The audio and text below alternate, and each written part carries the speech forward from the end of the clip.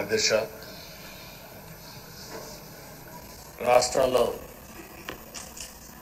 రాష్ట్రంలోనే కాదు తెలుగు రాష్ట్రాల్లో అత్యంత సీనియర్ శాసనసభ్యులు మీరు ఒకరు. బీసీ నేతగా గుర్తింపు ఉన్న మిమ్మల్ని నేడు శాసనసభ అధ్యక్ష పదవిలో చూడడం చాలా సంతోషంగా ఉంది అధ్యక్ష.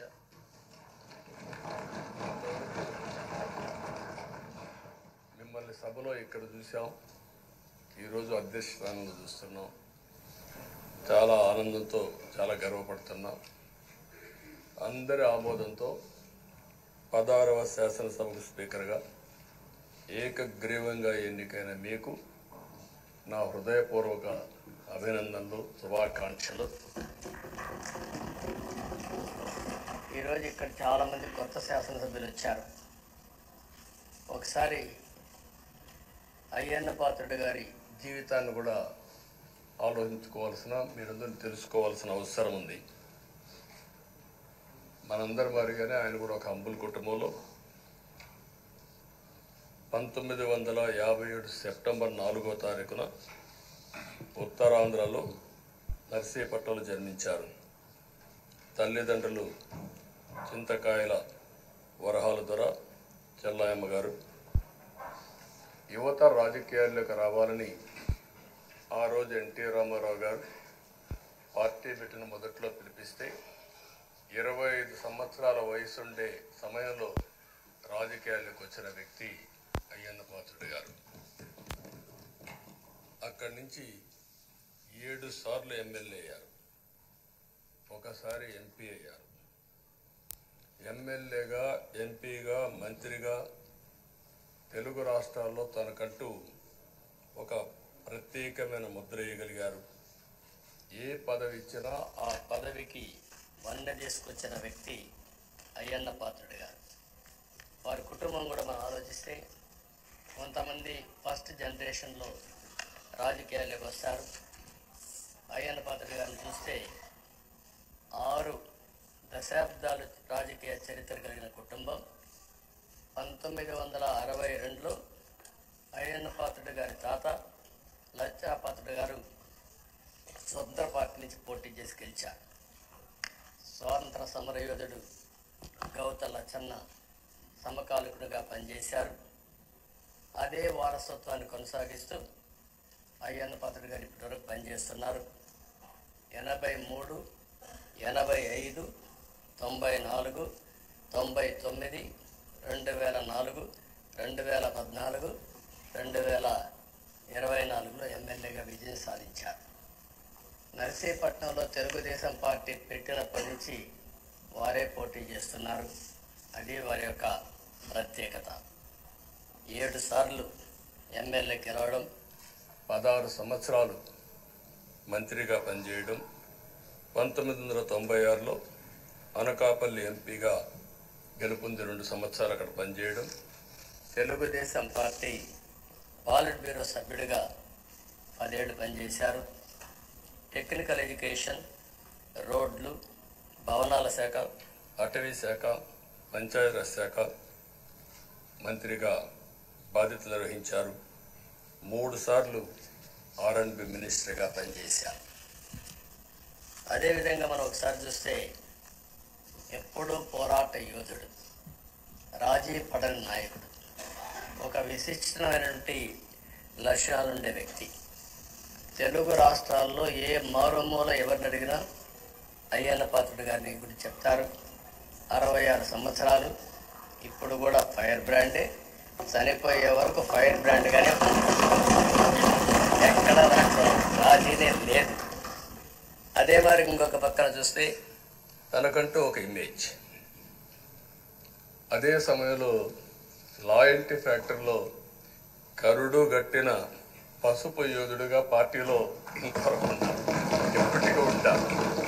అది ఆయన ప్రత్యేకత. నీతి, నిజాయితీ, నిబద్ధత ఇవన్నీ ఉణికిపుచ్చుకొని రాజకీయం చేశారు. 42 సంవత్సరాలు. ఇప్పుడు చాలామంది ఫస్ట్ టైం వచ్చేవాళ్ళు ఉన్నారు, కొంతమంది రెండోసారి వచ్చేవాళ్ళు ఉన్నారు.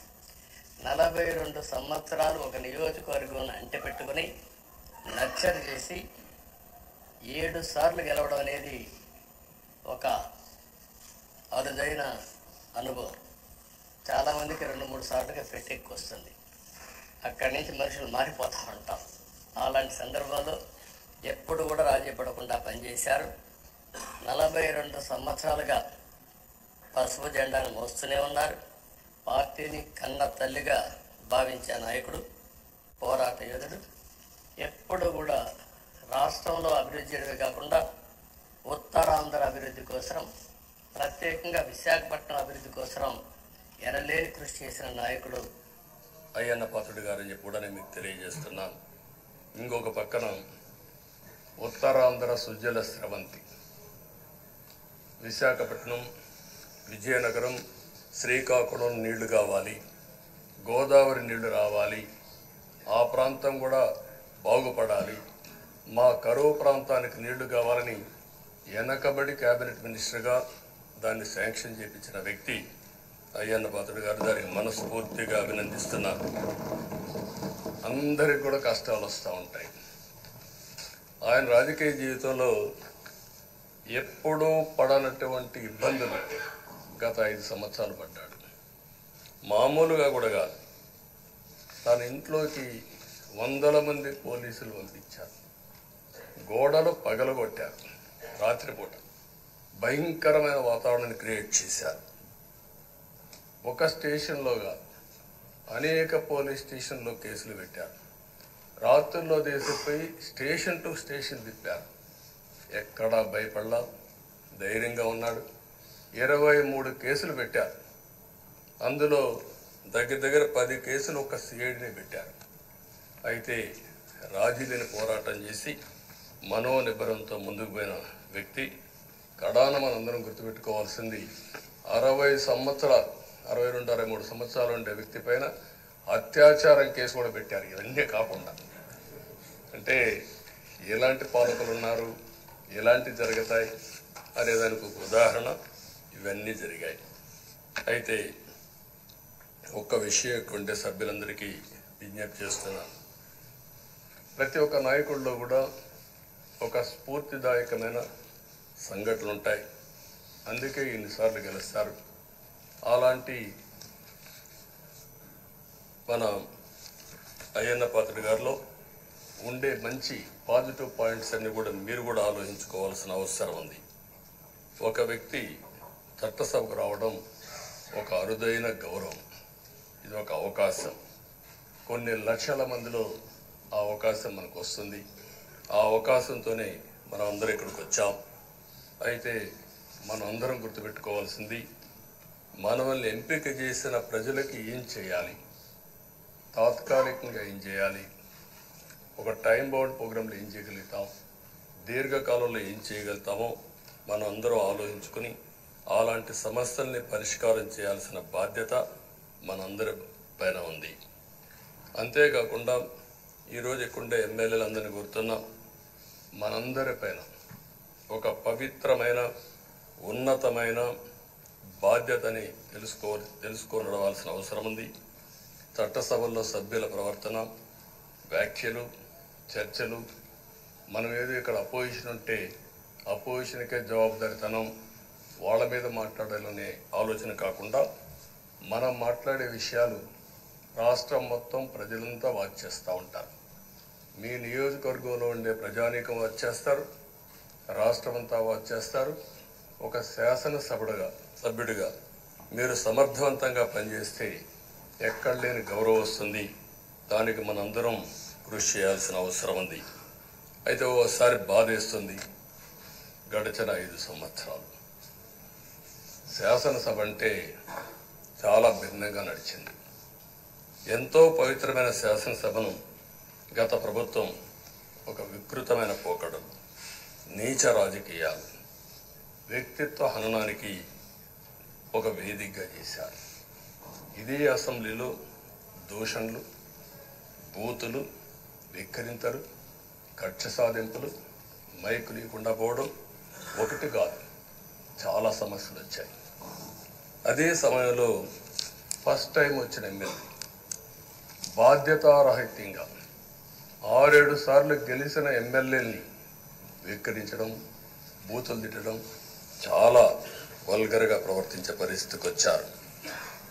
ఆ రోజు ప్రభుత్వం యొక్క వైఫల్యాల్ని క్వశ్చన్ చేస్తే వాళ్ళపైన సభలోనే దాడి చేయడం, నీచంగా మాట్లాడడం, వాళ్ళ మనోభావాలు దెబ్బతీయడం, ఇవన్నీ చేసే పరిస్థితికి వచ్చారు.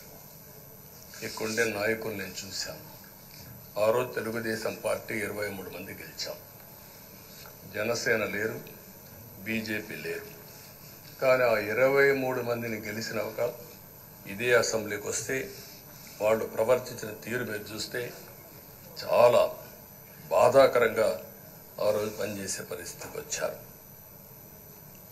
ఆ రోజు ఒక్క విషయం మీరు చూస్తే,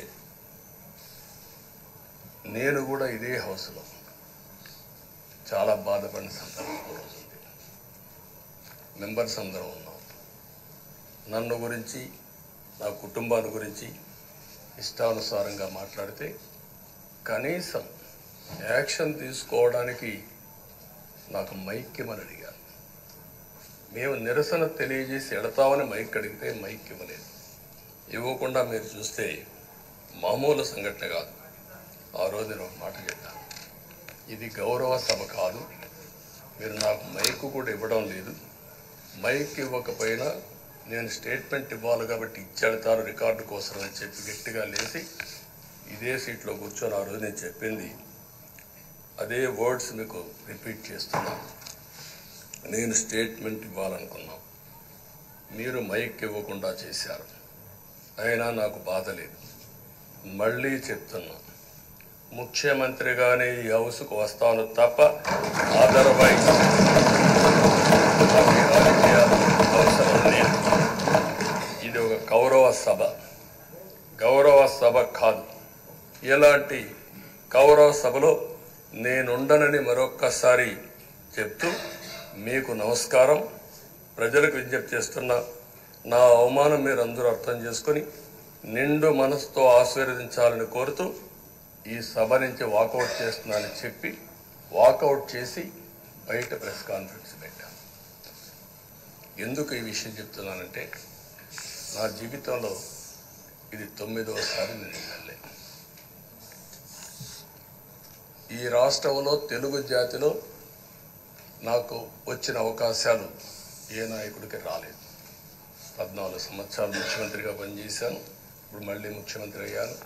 15 సంవత్సరాల పొజిషన్ పార్టీ లీడర్గా పనిచేశాను. కానీ తిరుపతిలో నా పైన దాడి జరిగింది. 24 క్లేమోర్ మైన్స్ నా మీద బ్లాస్ట్ చేశాను. ఆ రోజు కూడా నా కళ్ళలో నీళ్ళు రాలేదు. మొట్టమొదటిసారిగా ఎలాంటి సంబంధం లేని నా సతీమణి పైన ఆరోపణలు చేశారు. ఆ ఒక్కరిపైన కాదు, ఈ రాష్ట్రంలో ఆడపడుతులందరిపైన, గౌరవంగా బ్రతికే ఆడబిడ్డలందరినీ అవమానం చేయడం, సోషల్ మీడియాలో పెట్టడం, క్యారెక్టర్ అసాసినేషన్ చేయడం, ఇలాంటి చాలా సంఘటనలు జరిగాయి. దానికి పరాకాష్ఠగా మరో శాసనసభ్యులు కానీ, కొంతమంది అయితే భవానీ శాసన సభలో సభ్యురాలుగా ఉండి ఎన్నో పోస్టింగ్స్ పెట్టే పరిస్థితికి వచ్చారు.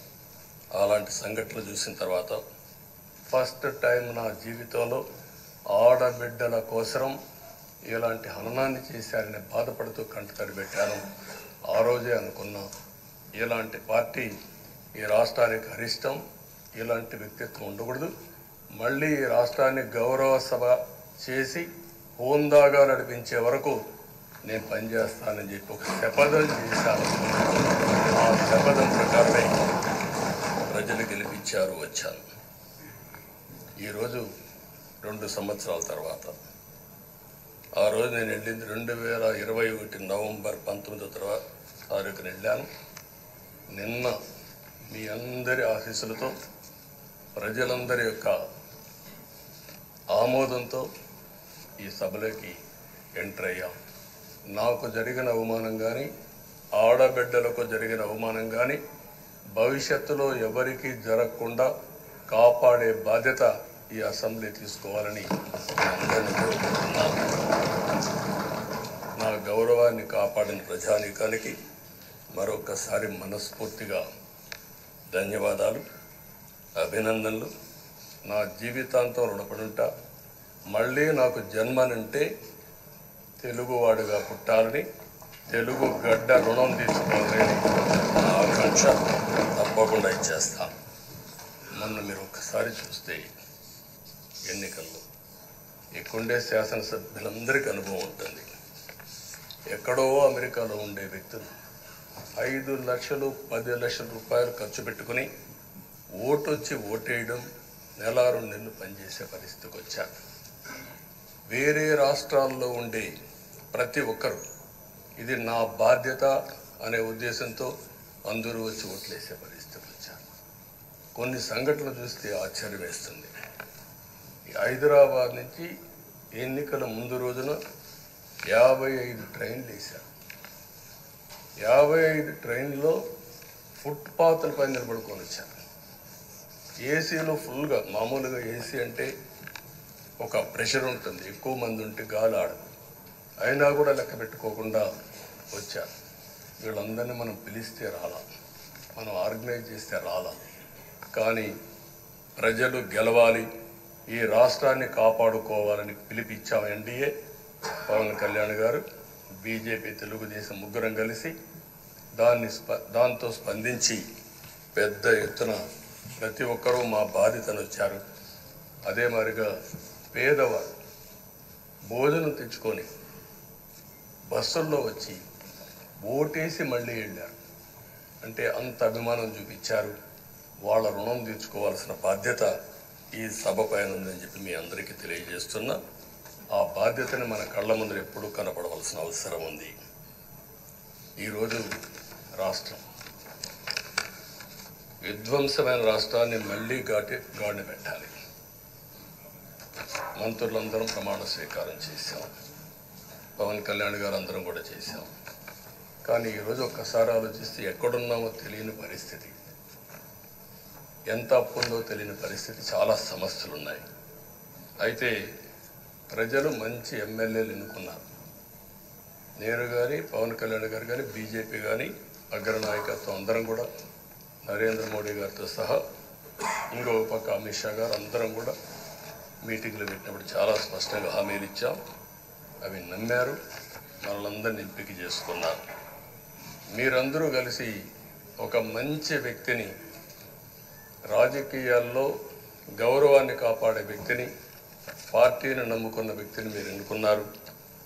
ఈరోజు మనందరం కూడా గుర్తుపెట్టుకోవాల్సింది, ఇక్కడికి వచ్చినప్పుడు అవతల పార్టీ వాళ్ళు మనం ఎగతాళి చేయాల్సిన అవసరం లేదు. ప్రజలు పనిష్మెంట్ ఇచ్చారు. ఇదే హౌస్లో నేను చూశాను. 23 సీట్లు మాకు వచ్చాయి. నేను బాధపడ్డాను. కానీ ప్రజాస్వామ్యాన్ని గౌరవించాలనే ఉద్దేశంతో ప్రజాస్వామ్యుతంగా పనిచేశాం. 23వ తారీఖు ఎన్నికల రిజల్ట్స్ వస్తే దాన్ని వక్రీకరించి 23వ తారీఖున దేవుడు రాసిన స్క్రిప్ట్ ఇది, మీకు 23 సీట్లు వచ్చాయని మాట్లాడారు. ఇప్పుడు నేను అడుగుతున్నా, కూటమికి 164 సీట్లు వచ్చాయి. 1, 6, 4 కూడుకుంటే 11 వస్తుంది. రాష్ట్రంలో దగ్గర 1631 రోజులు అమరావతి రైతాంగం ఆడబిడ్డలు ఉద్యమం చేశారు. ఆ 4 నెంబర్లు కలుపుకుంటే 1, 6, 3, 1 కలుపుకుంటే 11 వస్తుంది. అంటే ఇది కూడా నేను మాట్లాడడం లేదు, నేను కామెంట్ చేయడం లేదు. ఈ రోజు ఉంటే వాళ్ళు కూడా అర్థమైంది. 2022 వరంగల్లో వాళ్ళు ఉండకుండా పోవడం అనేది మా నాయకుడు రాహుల్ గాంధీ గారు ఇంకోటి కాదని చెప్పి కూడా నేను మీకు రైతు డిక్లరేషన్ లో అయితే నేను ఇక్కడే తెలంగాణ ప్రజలకు ఇచ్చిన గ్యారెంటీని మనం ప్రజా సమస్యలపై అమలు చేయడానికి మంత్రివర్గంలో వీళ్ళ మీద కాదని చెప్పి విధానపరమైన నిర్ణయాలు తీసుకొని ఆ రోజు పవన్ కళ్యాణ్ గారు తెలంగాణ రాష్ట్ర రైతాంగానికి గేటు కూడా తాకనీయం, వ్యవసాయం దండగా కాదు, వ్యవసాయం పండుగ చేయాలన్న ఆలోచన ఏదైతే కాంగ్రెస్ పార్టీ విధానం ఉన్నదో ఇదే కాకుండా కాంగ్రెస్ పార్టీ వైనాట్ 175 శ్రీమతి సోనియా గాంధీ గారు 11 కూడా తెచ్చుకోలేని శ్రీ మల్లికార్జున్ ఖర్గే గారు అంటే ఏ విధంగా మాట్లాడారు శ్రీ రాహుల్ గాంధీ గారు. ఇది ఒక ఉదాహరణ. ఆ రోజు మాట పవన్ ఇస్తే కళ్యాణ్ గారు చాలా సార్లు నేను కూడా అన్నాను, మడమతి పని నాయకులుగా ఎక్కడ గతంలో తీసుకున్న నిర్ణయాలు మీకు అందరికీ తెలుసు.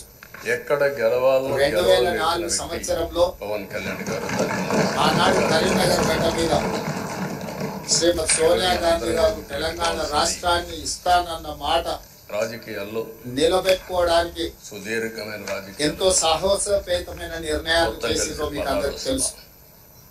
తద్వారా ఉత్పన్నమైన సీనియర్ మోస్ట్ నేను రాజకీయ +1 సంక్షోభం కావచ్చు, అంటే 16 సభల్లో కాంగ్రెస్ పార్టీ ఎదుర్కొన్న 16 సభ 9 సభల్లో విపత్కరమైన పరిస్థితులు కావచ్చు, మీకు అందరికి తెలుసు. అన్ని సభలు అయినా శ్రీమతి సోనియా గాంధీ గారు ఎప్పుడు ఇచ్చిన మాట నిలబెట్టుకొని మనకు తెలంగాణ రాష్ట్రానికి ఇవ్వడం జరిగింది. 15వ శాసనసభ కాంగ్రెస్ పార్టీ ఇప్పుడు నేను కోరుకునేది మీ దగ్గర శ్రీమతి సోనియా గాంధీ గారు ఏదైనా మాట చెప్పారు అంటే చెడు సభ అది కింద, శిలా శాసనం. ఒక కౌరవ సభ కింద మనం ఎలాంటి పరిస్థితులు వచ్చినా ఎదుర్కొని నిలబడి అత్యున్నతమైన సభ ఇచ్చిన మాట నిలబెట్టుకోవడం మా నాయకుల గొప్పతనం, నాయకుల యొక్క కమిట్మెంట్. అదే సమయంలో అలాంటి ప్రతిపక్షాల నాయకత్వం దృష్టిలో పెట్టుకొని కాదు, 24 గంటలు మనం ప్రజలతో ఉండాలి, ప్రజాప్రభుత్వంగా ప్రజలకు జవాబుదారితనంగా ఉండాల్సిందిగా నేను మిమ్మల్ని అందరినీ కోరుకుంటున్నాను.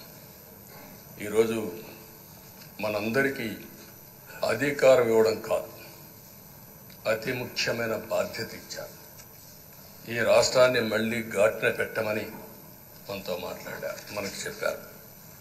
ఎప్పుడు కూడా నేను ఒకటే భావిస్తాను, ప్రజా జీవితాలను మార్చే శక్తి ప్రభుత్వ విధానాలకు ఉంటుంది. ఆ ప్రభుత్వ విధానాలకు రూపకల్పన చేసే సభ ఈ చట్టసభ. ఈ విషయం ప్రతి ఒక్కరూ గుర్తుపెట్టుకోవాల్సిన అవసరం ఉంది. ఈరోజు మనం చేసే పని ఈరోజు ప్రజల భవిష్యత్తే కాకుండా భావితరాల భవిష్యత్తు కూడా నిర్ణయిస్తుంది. ఈరోజు భారతదేశం 91లో ఆర్థిక సంస్కరణలు వచ్చాయి.